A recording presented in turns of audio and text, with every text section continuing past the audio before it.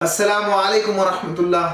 میرے عزیز دوستو، آج کا یہ ویڈیو ہر مسلمان کے لیے بہت ضروری ہے، کیونکہ دوستو ایک بات اس ویڈیو کو دیکھ کر ہمارے سمجھ میں آنے والی ہے کہ اگر ہماری نیت اور ہماری سوچ اگر نیک ہے تو براہ راست اللہ کی غیبی مدد ہمارے ساتھ آئے گی۔ جی ہاں دوستو، آج کے اس ویڈیو میں ہم نے آپ کو بتایا ہے کہ کیسے ایک معمولی سا دودھ والا حج کر پاتا ہے اور کیسے اللہ ایک نیک سوچ کے اوپر اس دودھ والے کی زندگی بدل دیتے ہیں۔ ہم نے آپ کو اس ویڈیو میں بتائی ہے، اس لیے کسی بھی تاخیر کے بغیر ہم یہ ویڈیو آپ کے سامنے پیش کر رہے ہیں۔ اس ویڈیو کو دھیان سے سنیے اور زیادہ سے زیادہ دوستوں تک یہ اچھی والی بات شیئر کیجیے۔ تو دوستو اس ویڈیو کا بھی پورا دھیان سے سنیے۔ بسم اللہ الرحمن الرحیم۔ السلام علیکم پیارے دوستو، آج کی اس ویڈیو میں ہم آپ کو کعبہ شریف کے ایک ایسے کرشمے کے بارے میں بتانے والے ہیں جسے سن کر آپ کا دل خوش ہو جائے گا۔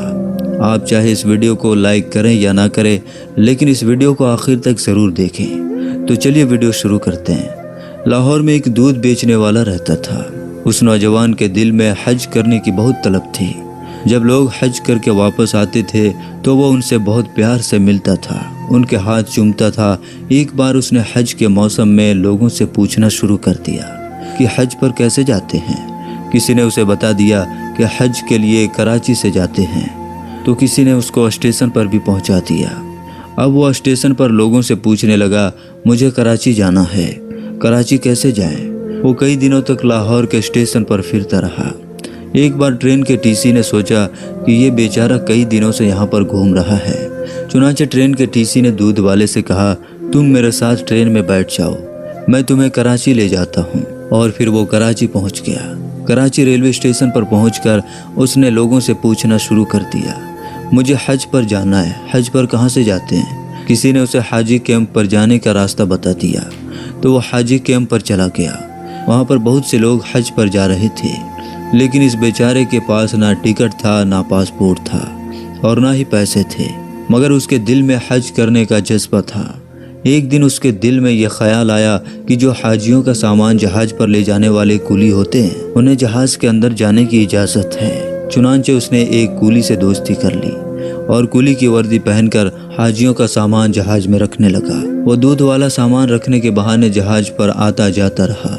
جب سارا سامان ختم ہو گیا تو وہ جہاز کے اندر کسی کونے میں چھپ کر بیٹھ گیا اور اپنے کپڑے پہن کر کولی کی وردی واپس بھجوا دی۔ لوگ اپنے اپنے کمروں میں بستر پر سوتے رہے اور وہ بیچارہ باہر بیٹھ کر وقت گزارنے لگا۔ اور اس نے جہاز پر ایک بندے سے کہا کہ بھائی صاحب، جب جدہ آ جائے تو مجھے بتا دینا۔ چنانچہ جب جدہ شہر کی روشنی نظر آنے لگی تو ان صاحب نے اسے بتایا کہ وہ دیکھو جدہ آ گیا ہے۔ اس کے بعد وہ دودھ والا جہاز کے اوپر چڑھ گیا اور وہاں سے کھڑے ہو کر سمندر کے اندر چھلانگ لگا دی۔ اسے تو تیرنا بھی نہیں آتا تھا، چنانچہ جب وہ نیچے گیا تو پھر اوپر نہیں آ سکا۔ اس آدمی نے دیکھا کہ یہ تو نظر ہی نہیں آ رہا ہے۔ وہ سمجھ گیا کہ یہ بیچارہ ڈوب گیا ہے۔ اس نے سوچا کہ اللہ کو یہی منظور ہوگا۔ اس کے بعد جب اس آدمی نے حج کیا اور طواف زیارت کے بعد حرم شریف سے باہر نکل رہا تھا تو وہ دیکھا کہ وہ دودھ والا بھی حرم شریف کے باہر نکل رہا ہے۔ اس آدمی نے فوراً دودھ والے سے پوچھا، بھائی صاحب، آپ تو وہی ہو نا جنہوں نے سمندر میں چھلانگ لگائی تھی؟ تو وہ دودھ والا کہنے لگا، ہاں میں وہی ہوں۔ اس نے دودھ والے سے پوچھا، تمہارے ساتھ کیا ہوا؟ دودھ والے نے کہا کہ میرے ساتھ کیا ہوا ہے یہ میں تمہیں آگے جا کر بتاؤں گا۔ چنانچہ وہ آدمی اس کے ساتھ چل دیا۔ جب وہ باہر نکلا تو دیکھا ایک بالکل نئی کار کھڑی ہوئی ہے۔ ڈرائیور انتظار کر رہا ہے۔ دودھ والا کار کے اندر بیٹھ گیا اور اس آدمی کو بھی بٹھا لیا اور ایک مکان کی طرف چل دیا۔ مکان میں جا کر اس نے اسے ایک جگہ پر بٹھا دیا اور کہا کہ مہمان کے لیے کھانے پینے کی چیزیں لائی جائیں۔ چنانچہ ایک خادم کچھ پھل لے کر آیا تو اس آدمی نے حیران ہو کر پوچھا کہ بھائی مجھے بتاؤ آخر یہ کیا کہانی ہے؟ تو دودھ والا کہنے لگا، میں تمہیں قصہ بعد میں بتاؤں گا، پہلے میری کار دیکھو، یہ میری ہی کار ہے اور میرا ہی مکان ہے۔ اس نے پوچھا، یہ سب تمہیں کیسے مل گیا؟ دودھ والے نے کہا، یہ تو ایک راز کی بات ہے، لیکن کیونکہ تم میرے بارے میں جانتے ہو اس لیے میں تمہیں بتا دیتا ہوں۔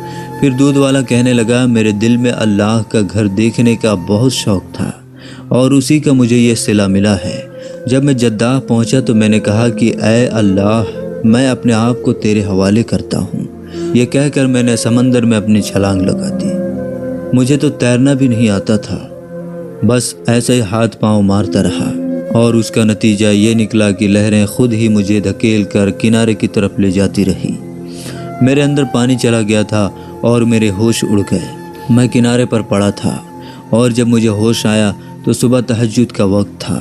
میں نے ادھر ادھر دیکھا تو باہر جانے کے سارے راستے بند تھے، چاروں طرف لوہے کے گرل لگے ہوئے تھے، آگے کا دروازہ بند تھا۔ میں اسی گرل کے پاس بیٹھ گیا۔ میں نے دیکھا اس گرل کے دوسری طرف ایک گھر ہے، اور اس گھر کے صحن میں ایک گائے بندھی ہوئی ہے، اور 2 آدمی اس گائے کا دودھ نکالنے کے لیے آئے ہیں، مگر گائے ان سے مانوس نہیں تھی، جس کی وجہ سے وہ گائے ان لوگوں کے قابو میں نہیں آ رہی تھی، اور وہ لوگ دودھ نہیں نکال پا رہے تھے۔ لیکن میرا تو کام ہی یہی تھا۔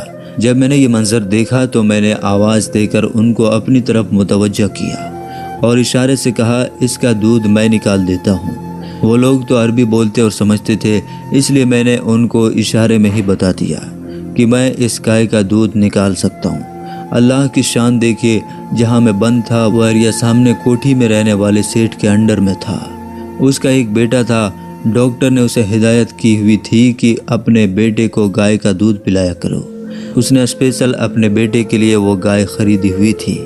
گائے کے اندر دودھ تو ہوتا تھا مگر وہ نکالنے نہیں دیتی تھی، جس کی وجہ سے وہ سیٹھ اور اس کی بیوی بڑی پریشان ہوتی تھی۔ اب جب میں نے ان سے کہا کہ میں گائے کا دودھ نکال دیتا ہوں تو انہوں نے سیٹھ سے کہا کہ اندر مسافروں میں سے ایک آدمی کہتا ہے کہ میں تمہیں دودھ نکال کر دیتا ہوں۔ سیٹھ نے کہا، یہ چابی لے جاؤ اور جا کر اسے لے آؤ۔ وہ گیٹ کا تالا کھول کر میرے پاس آ کے مجھے سیٹھ کے پاس لے گئے۔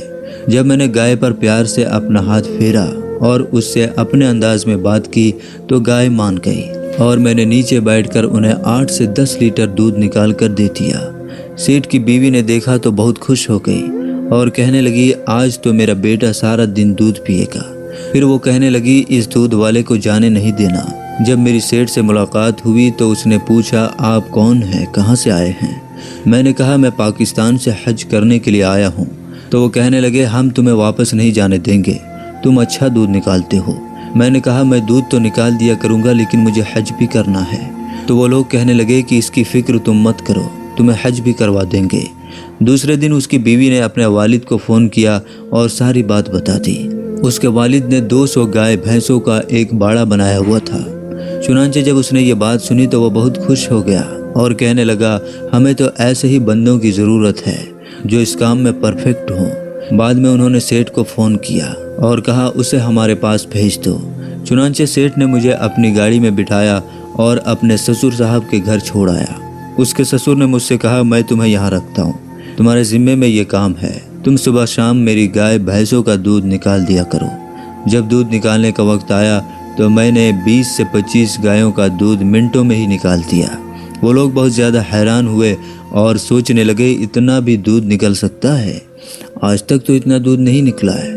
وہ لوگ کہنے لگے کہ تم یہیں رہو، ہم تمہیں جانے نہیں دیں گے، ہم تمہیں حج بھی کروا دیں گے۔ میں نے ان سے کہا، مجھے واپس اپنے گھر جانا ہے۔ وہ لوگ کہنے لگے، نہیں، تمہیں یہیں رہنا ہوگا۔ میں نے کہا، میرے بیوی بچے تو وہاں ہیں۔ انہوں نے کہا کہ اس کی تم فکر مت کرو، میں نے ایک نیا گھر بنایا ہے، یہ گھر میں تمہیں دیتا ہوں، اور یہ میری گاڑی بھی ہے، یہ گاڑی میں نے نئی لی ہے، یہ گاڑی میں تمہیں تحفے میں دیتا ہوں۔ اب تم اپنے بیوی بچوں کا نام اور ان کا ایڈریس مجھے بتا دو، میں انہیں پیغام بھیجوا دیتا ہوں، اور آنے والے جہاز میں تمہارے بیوی بچے یہاں پہنچ جائیں گے، اور اس کے ساتھ ایک اور حج کر لینا، بلکہ اب تو ہر سال حج کرتے رہنا۔ اب 1 ہفتے بعد میری بیوی بچے میرے پاس پہنچ جائیں گے۔ میں نے حج بھی کر لیا ہے۔ یہ اللہ کے گھر کو دیکھنے کی برکت ہے، اللہ نے مجھے دنیا کی نعمتیں بھی عطا کر دیں۔ اب میں یہیں رہوں گا، ہر سال بیت اللہ شریف کی زیارت کروں گا۔ سبحان اللہ۔ تو میرے عزیز دوستو، دیکھا آپ نے کہ کیسے ایک دودھ والے کی زندگی اللہ تعالیٰ نے بدل دی۔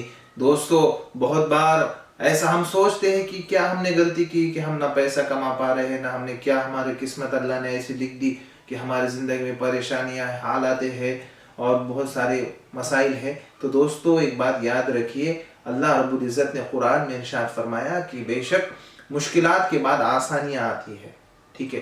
تو ایک بات یاد رکھیے کہ اچھے حالات ہو برے حالات ہو، نماز کی فکر کیجئے، نماز پڑھنے کی فکر کیجئے، با جماعت نماز پڑھنے کی فکر کیجئے۔ اکثریت لوگ نماز پڑھتے ہیں جماعت کے بغیر، 2 رکعت جانے کے بعد 3 رکعت جانے کے بعد، تو ایسی نماز نہ پڑھے۔ اللہ کو اچھی والی نماز چاہیے اور ہمارے اعمال اچھے والے رہنا چاہیے۔ یقین مانیے اگر ہم اچھے اعمال کریں گے تو اللہ رب العزت ہمارے اوپر اچھے فیصلے بھیجیں گے، ورنہ ہمارے اعمال جیسے رہیں گے ویسے فیصلے ہمارے اوپر آئیں گے۔ تو دوستو آج کے اس ویڈیو میں بس اتنا ہی، ملتے ہیں اگلے ویڈیو میں، تب تک کے لیے خدا حافظ۔